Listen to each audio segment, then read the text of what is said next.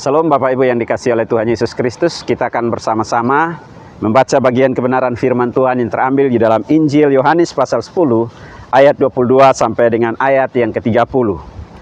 Saya akan membacakan bagi kita ayat yang ke-28. Demikian kebenaran firman Tuhan. Dan aku memberikan hidup yang kekal kepada mereka, dan mereka pasti tidak akan binasa sampai selama-lamanya. Dan seorang pun tidak akan merebut mereka dari tanganku. Demikian jawab pembacaan firman Tuhan, dan yang berbahagia adalah kita yang mendengarkan serta mau melakukannya di dalam kehidupan kita hari lepas hari. Tema firman Tuhan pada hari ini adalah garansi hidup menuju kekekalan. Berbicara tentang garansi, hari-hari ini kita melihat ketika kita datang ke mal-mal, kita akan ditawarkan berbagai macam produk yang dikeluarkan oleh berbagai macam perusahaan dengan berbagai macam garansi. Garansi diberikan agar memberikan kenyamanan kepada konsumen sebagai pembeli. Garansi juga diberikan agar konsumen, ketika barang yang dibeli, konsumen bisa menukarnya tatkala barang tersebut mengalami kerusakan. Tetapi itu pun memiliki limit waktu. Berbicara tentang garansi, kita tahu juga bahwa ada garansi yang disediakan juga oleh berbagai macam asuransi. Ada asuransi kesehatan, ada asuransi harta benda, ada asuransi pendidikan, dan lain sebagainya. Pada kesempatan hari ini kita tidak sedang berbicara tentang garansi yang diberikan oleh dunia, baik itu dari berbagai macam produk yang ditawarkan ataupun dari berbagai macam asuransi. Tetapi kita sedang berbicara tentang garansi yang abadi. Berbicara tentang garansi yang abadi ini hanya dapat ditemukan di dalam satu-satunya pribadi, yaitu Tuhan. Permasalahannya adalah bagaimana agar kita bisa memiliki garansi hidup menuju keabadian. Yang pertama, agar kita memiliki garansi hidup menuju keabadian dari bagian kebenaran firman Tuhan adalah harus percaya kepada Tuhan Yesus Kristus.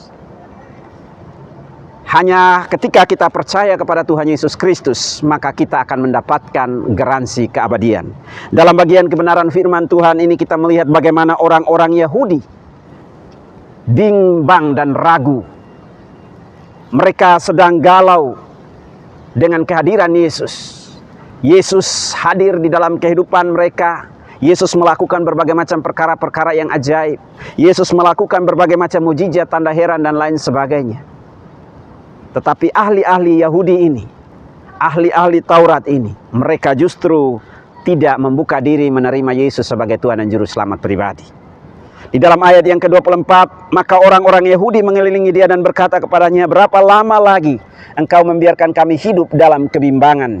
Jika engkau Mesias, katakanlah terus terang kepada kami. Jadi kita melihat orang Yahudi sedang menantikan Mesias.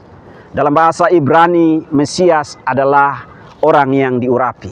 Dalam bahasa Yunani, Kristo artinya orang yang diurapi. Dan dalam bahasa Arab, Al-Masih artinya orang yang diurapi. Mereka sedang menantikan Mesias yang akan memberikan kelepasan, memberikan kebebasan atas keberadaan hidup mereka. Mereka diperhadapkan dengan berbagai macam gejolak politik yang terjadi, sehingga mereka meminta kepada Yesus, sampai berapa lama kami harus dibuat bingung, kami harus dibuat galau dengan keberadaan-Mu. Dan Yesus berkata kepada mereka, Yesus menjawab mereka, aku telah mengatakannya kepada kamu, tetapi kamu tidak percaya. Pekerjaan yang kulakukan dalam nama Bapa-Ku, itulah yang memberikan kesaksian tentang aku. Tetapi kamu tidak percaya, karena kamu tidak termasuk domba-domba-Ku. Jadi kita mau lihat di sini bahwa rahasia agar kita memiliki garansi hidup menuju keabadian hanya ketika kita membuka diri percaya kepada Tuhan Yesus Kristus. Percaya kepada Tuhan Yesus Kristus. Banyak orang hari ini mungkin berkata kepada saya sudah percaya kepada Tuhan. Tetapi banyak orang hari ini percaya kepada Tuhan Yesus Kristus hanya dengan logika. Kita berbicara tentang percaya kepada Yesus Kristus tidak berbicara tentang logika kita, tetapi kita harus percaya dengan hati. Berbicara tentang percaya kepada Yesus Kristus Tuhan, kita tidak sedang berbicara tentang pengalaman. Kita tidak sedang berbicara tentang ritualisme keagamaan. Sudah seberapa lama kita mengiring dia, mengikut dia. Tetapi berbicara tentang percaya kepada Yesus Kristus, kita harus membuka diri, menerima dia, menjadikan dia sebagai Tuhan dan Juru Selamat pribadi.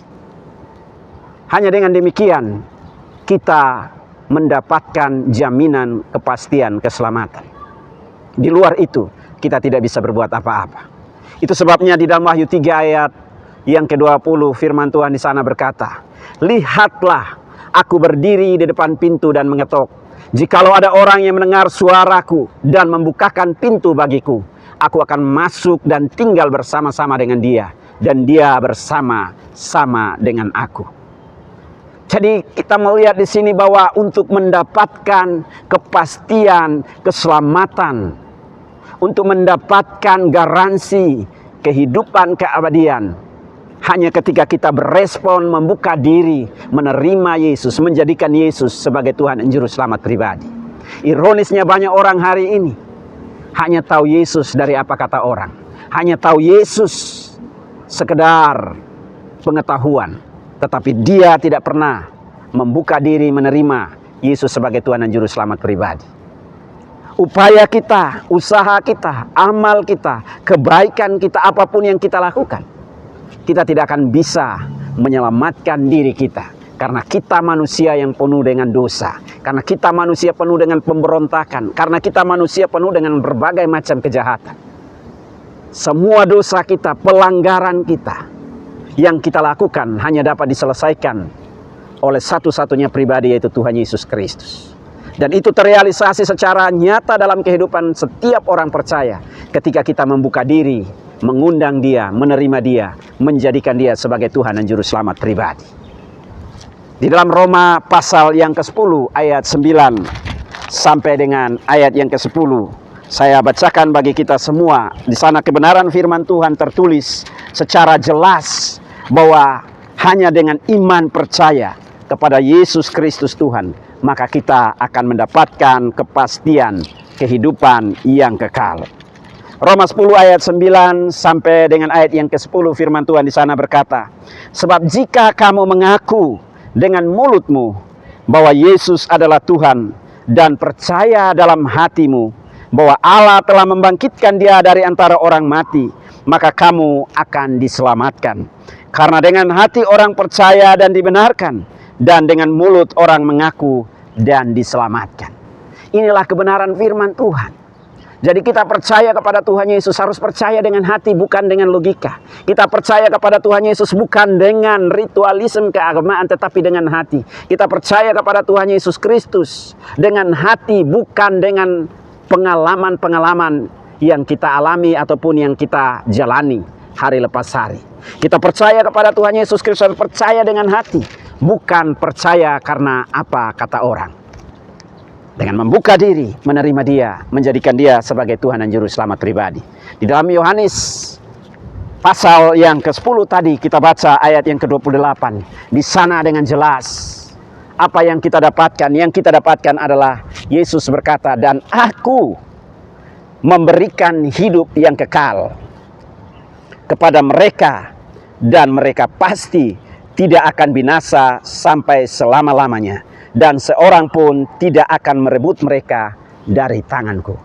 Inilah jaminan kepastian keselamatan. Oleh karena itu hari ini kalau di antara kita yang belum membuka diri menerima dia, menjadikan dia sebagai Tuhan dan Juru Selamat pribadi, inilah waktunya, inilah momennya untuk menerima dia, menjadikan dia sebagai satu-satunya Tuhan dan Juru Selamat di dalam hidupmu. Karena hidup kita di dalam dunia ini terbatas. Masa hidup kita di dunia ini ditentukan oleh usia kita, ditentukan oleh umur kita. Kita tidak tahu hari ini kita masih hidup, hari esok kita masih hidup atau tidak. Tapi kalau kita hari ini mendengarkan bagian kebenaran firman Tuhan, saya percaya bahwa Tuhan mengasihi Bapak Ibu Saudara sekalian. Tuhan sedang mengasihi kita dan dia mau kita meresponi kebenaran firman Tuhan ini dengan membuka diri, mengundang dia, menerima dia, menjadikan dia sebagai Tuhan dan Juru Selamat pribadi.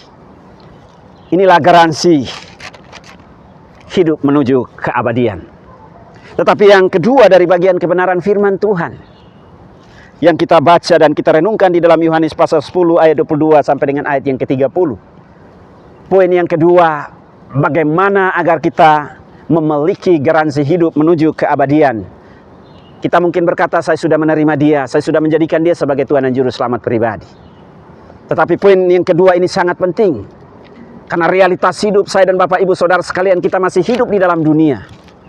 Suka atau tidak suka, mau atau tidak mau, ada banyak masalah, ada banyak pergumulan, ada banyak tantangan hidup yang kita alami dan akan kita hadapi.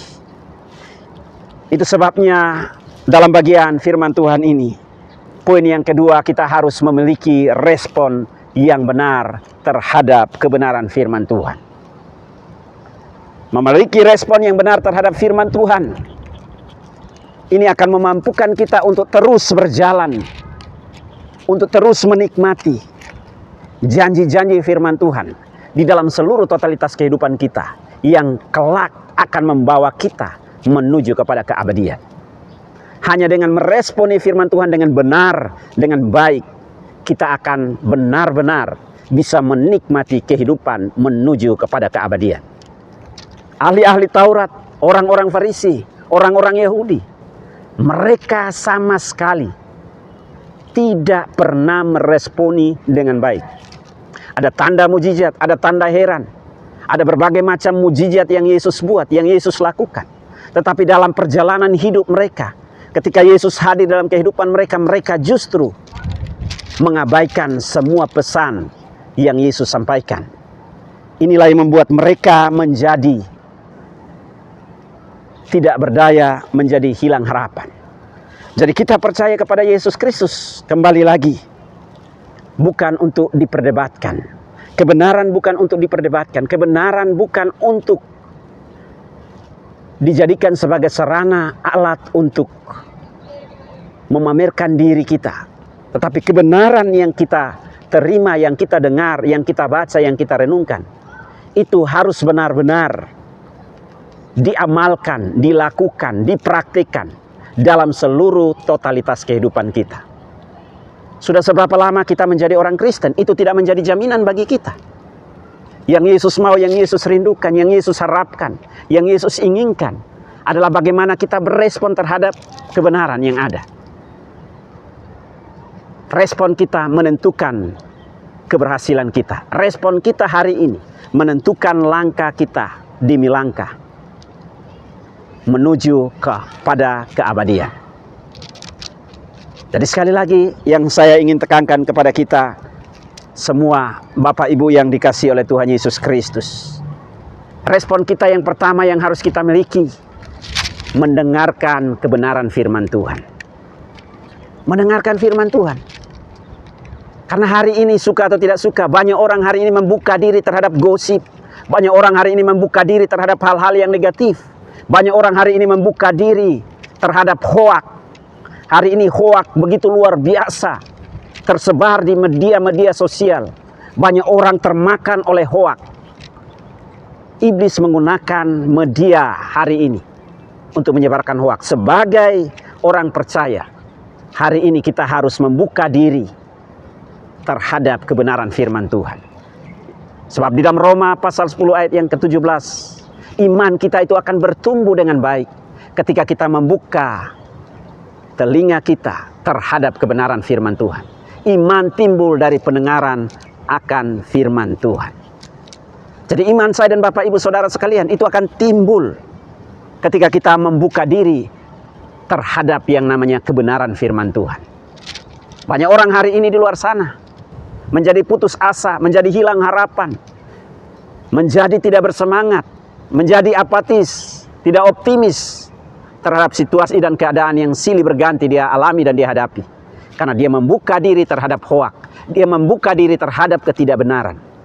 Sehingga ketidakbenaran itu menyandra seluruh totalitas dan hidupnya. Sehingga dia mengalami yang namanya krisis Dia mengalami berbagai macam persoalan, dia mengalami berbagai macam tantangan di dalam diri dan hidupnya, dan pada akhirnya dia menyalahkan Tuhan. Kita dipanggil, kita dipilih untuk memiliki respon yang benar terhadap setiap kebenaran firman Tuhan.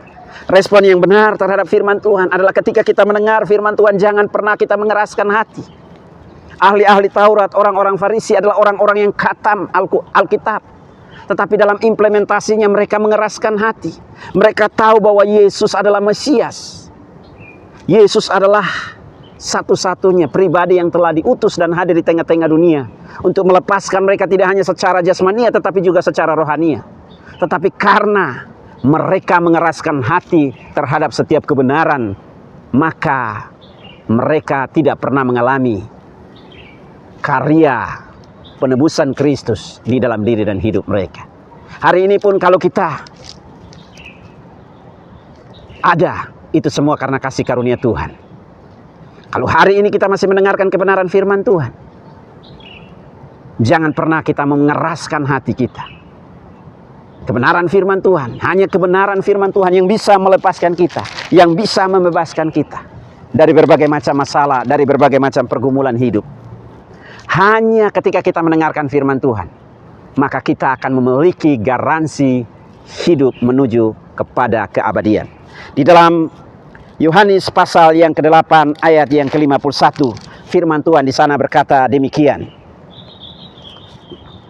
Aku berkata kepadamu, sesungguhnya barang siapa menuruti firman-Ku, ia tidak akan mengalami maut sampai selama-lamanya. Yesus berkata demikian, sesungguhnya barang siapa yang menuruti firman-Ku, ia tidak akan mengalami maut sampai selama-lamanya. Ini jaminan kebenaran firman Tuhan yang Yesus sampaikan secara langsung kepada semua orang, bahwa barang siapa yang menuruti firman-Nya, maka ia tidak akan mengalami maut sampai selama-lamanya. Jadi Bapak Ibu Saudara sekalian yang dikasihi oleh Tuhan Yesus Kristus, memiliki respon yang benar terhadap kebenaran firman Tuhan akan memberikan kepastian kehidupan menuju keabadian. Jadi mari jangan pernah mengeraskan hatimu.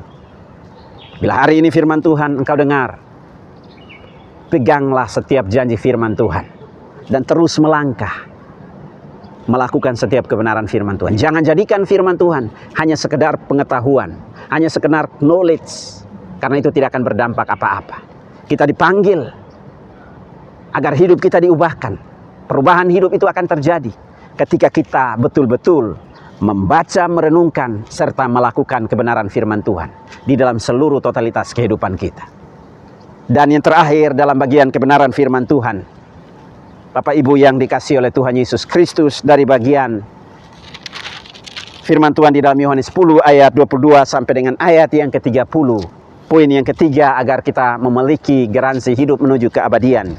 Yang ketiga adalah mengikut Yesus.